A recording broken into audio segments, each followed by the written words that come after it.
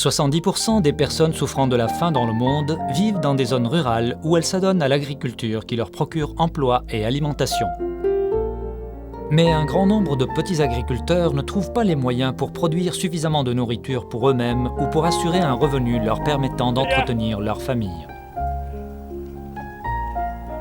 Il n'est donc pas étonnant de trouver aujourd'hui près de 854 millions de personnes qui souffrent de sous-alimentation.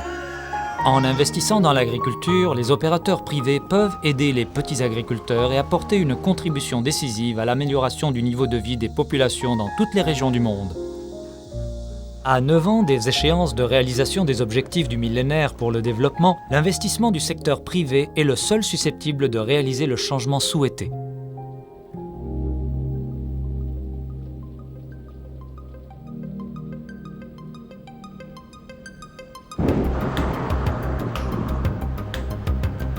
Le Mozambique reste l'un des pays africains les plus pauvres, mais il commence à connaître un développement sans précédent.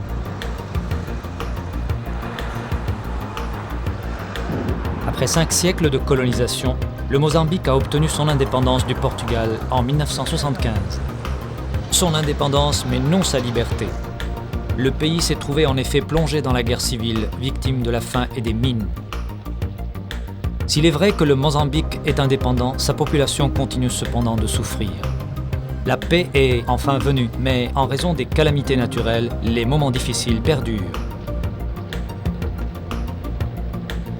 Néanmoins, il faut reconnaître que la réforme agraire et l'investissement privé ont contribué à améliorer la situation dans le pays. Le secteur privé est, en réalité, depuis les accords de paix, un moteur de développement dans de nombreux secteurs. Le secteur privé est actif dans l'industrie, il est présent aussi dans l'agriculture. Actuellement, nous incitons le secteur privé à s'orienter vers le domaine de l'infrastructure, où nous réalisons un partenariat entre les secteurs publics et privés. Nous commençons à percevoir une contribution du secteur privé dans les domaines de l'enseignement et de la santé. Dans le cadre des programmes Pro-Agri, les donneurs œuvrent en commun pour mettre les petits agriculteurs dans le peloton de tête d'un secteur agricole et agroalimentaire émergent. Le barrage de Pequenos Lambobos, construit par l'Italie dans la région de Boan au cours des années 80, est actuellement un projet d'irrigation soutenu par le programme Pro-Agri. Maintenant, les associations d'agriculteurs qui fournissent la métropole Maputo en fruits et légumes peuvent avoir accès à l'eau pour l'irrigation. Les petits agriculteurs comme ceux-ci dans la ferme du 25 septembre constituent les investisseurs les plus importants dans l'agriculture.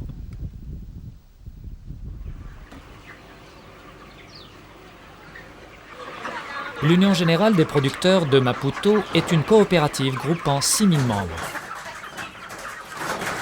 Dans la ferme du 1er mai, Alberto Chongo, contrôleur de qualité, œuvre à assurer le respect rigoureux de la qualité des produits agricoles et des conditions de salubrité exigées par les grandes surfaces.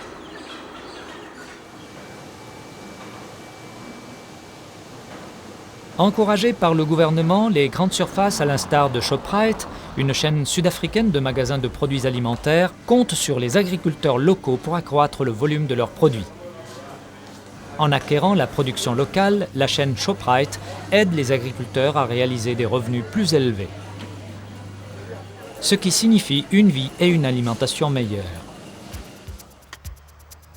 Il y a 20 ans, l'industrie de la noix, production dominante au Mozambique, semblait en voie d'extinction. Mais l'ONG TechnoServe était persuadée que par l'investissement, cette industrie était susceptible de devenir compétitive à l'échelle mondiale et d'aider les populations pauvres dans les zones rurales. Aujourd'hui, 23 unités de transformation de la noix, dont chacune emploie 250 ouvriers, fonctionnent au Mozambique. À Massia Kaju, dans la province de Gaza, cet agriculteur veille sur le timing pour maintenir une productivité élevée.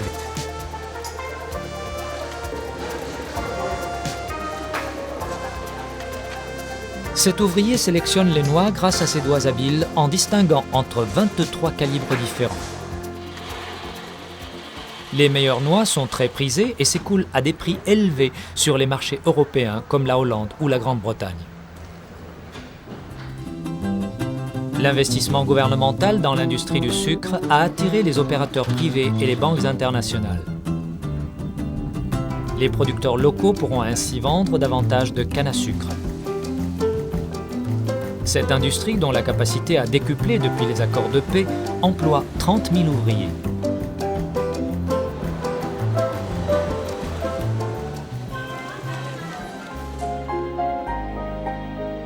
Au Mozambique, l'agriculture a permis de réduire le taux de pauvreté de 15%. Si une aide est fournie aux agriculteurs dans tous les pays du monde pour leur permettre de réaliser ce qu'ils savent bien faire, les économies rurales connaîtront une grande croissance.